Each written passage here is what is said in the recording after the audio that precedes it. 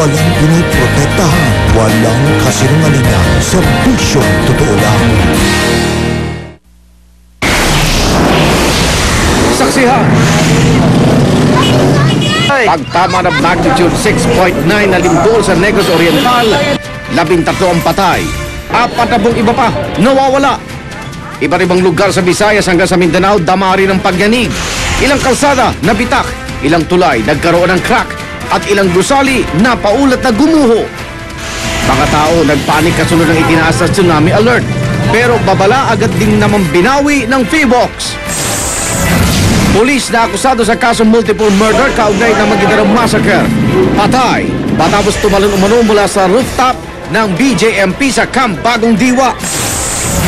Ilang opisyal ng Philippine Savings Bank at BPI inatasan ng impeachment court na dalhin ang bank records umano ni Chief Justice Renato Corona. Pero mga dokumentong pinadadala dapat daw may kinalaman lang sa issue ng SALN ng punong maestrado. Manila Police District nanindigang walang foul play sa pagpapakamatay ng Chinese na nanagasa at nanaksak ng nobya.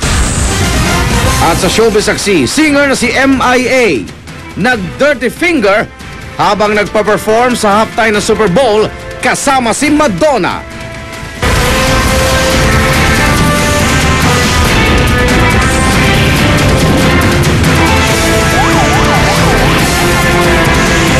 Saksi.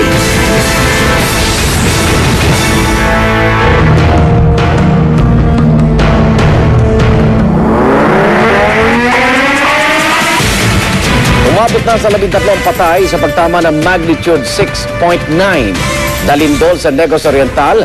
Nasa 40 iba pa ang nawawala. Batay po yan sa tala ng provincial government. Ramdam din ang pagyanig sa iba't ibang lugar sa Visayas hanggang sa Mindanao. Ang resulta, ilang kalsada, tulay at gusali ang napinsala. At live mula sa Bacolod City, saksi si Micaela Papa. Micaela? Vicky Igan, maliban nga sa ilang pagyanig na aming naranasan ngayong gabi ay sa kabuuan ay tahimik na ang sitwasyon dito sa Bacolod City sa Negros Occidental kung saan nga nakaranas ng intensity 5 na lindol kaninang tanghali. Ngunit higit naman na mas malaki ang pinsala sa katabi nitong Negros Oriental, particular na sa Dumaguete City kung saan abot sa intensity 7 ang naranasan. Sa ngayon, ayon nga sa tala ng provincial government ng Negros Oriental ay 13 na ang patay habang 4 na po naman ang nawawala.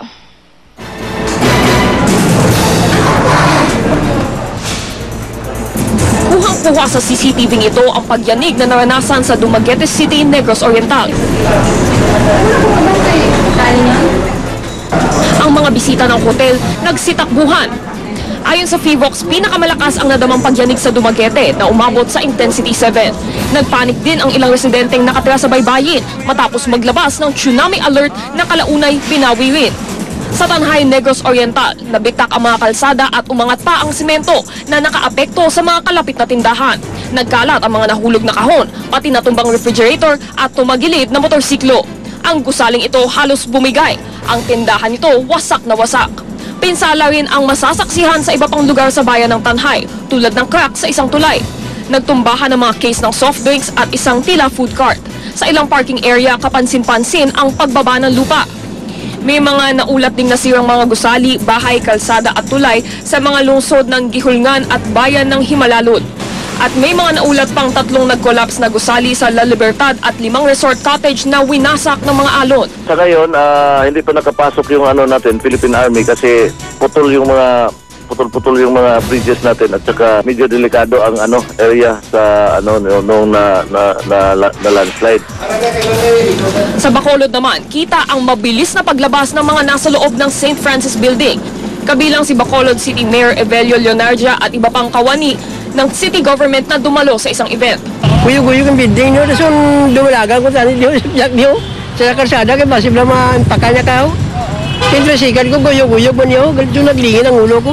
Kulbangay mo, tamo na nagluwa kami kanita na nalin sa sikis mo. Siyempre, di ka masiguro mamang building ang ginako na tama mo. Amo na mo Agad nagsuspindi ng klase ngayong hapon ang karamihan sa mga paaralan sa Bacolod. 2 malaking mall din ang nagsara. May mga naitalaring bitak sa Kapitolyo ng Negros Occidental dito sa Bacolod City. Bagamat nangamba noong unang pagyanig na sinundan ng mga aftershock na wala na raw ang kaba ng marami kasabay ng paglalim ng gabi.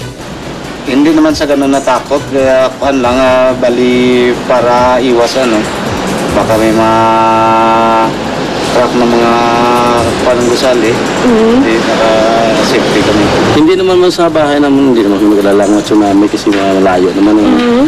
Hindi tulad sa Negros Oriental, sa ngayon wala pang nai-report na nasaktan o nawawala sa Negros Occidental. Kahit sa pagpapanik ng may 40 pamilya sa may tabing dagat ng Himamaylan dahil sa takot sa tsunami. Dapat hindi sila maniwala doon. As long na wala pa talagang advice yung province for evacuation. May mga naiulat din pinsala sa bayan ng Binalbagan sa Negros Occidental. Ganon din sa San Carlos City kung saan nabasag pa ang mga salamin ng isang mall. Vicky Igan, hinihintay pa rin ng pamahalaang panlalawigan dito sa Negros Occidental yung report mula nga dun sa 31 bayan na kanilang nasasakupan. At dahil sa ngayon ay yung bayan pa lang ng Himamaylan ang nagbibigay ng report, posible raw na personal nilang puntahan bukas ang bawat bayan upang makita o masiyasat yung sitwasyon doon. Live mula sa Bacolod City, ako si Micaela Papa, ang inyong saksi. Hindi rin naiwasan ng ilang taga Cebu na magpanik dahil palabas ang tsunami alert na kalaunay binawi rin ng PHIVOLCS. Darito ang report. Naantala ang press conference kanina sa Kapitolyo ng Cebu nang biglang lumindol. Dali-daling lumabas ang mga empleyado at mga miyembro ng media. Lumabas din si Governor Gwen Garcia at ang bumibisitang si Ilocos Norte Governor Amy Marcos. Agad pinauwi ang mga empleyado ng Legislative Building na nakitaan ng mga bitak. It was good. Everybody stayed calm. I was very, very impressed by the staff and the entire provincial government staying so calm as if they were used to this every day. Agad ding lumikas ang mga nasa Cebu City Hall. Ang chandelier na ito, kitang-kita pa ang pag-indayog. Sa labas naman ng Liloan Police Station, nakuna ng video ang taxi na umuuga habang lumindol. Sa iba pang bahagi ng Cebu, nasaksihan ang kalituhan ng mga tao kasunod ng lindol. Tila hindi malaman kung saan susuot. Kasunod ito ng paglalabas ng tsunami alert. Karamihan sa may mga sasakyan, karga ang mga gamit papuntang bulubunduking bahagi ng syudad. Ano daw sila na Kung nagipadagan na ng mga tao. Makikita naman sa kuwang ito ni Jose Gochanco kung paano bumuhos sa kalye ang mga tao sa pangambang magka-tsunami. Nagkabuhol-buhol tuloy ang daloy ng trapiko. Kuha naman ito ni Katrina Chu sa tagpo sa barangay T. Padilla matapos lumindol. Agad namang iniutos ng gobernador ang clearing operations. Pray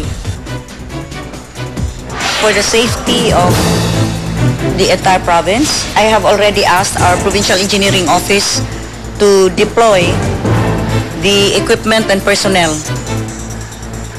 to clear areas that have been blocked. Para sa saksi, Lia Manyalak del Castillo nag-uulat.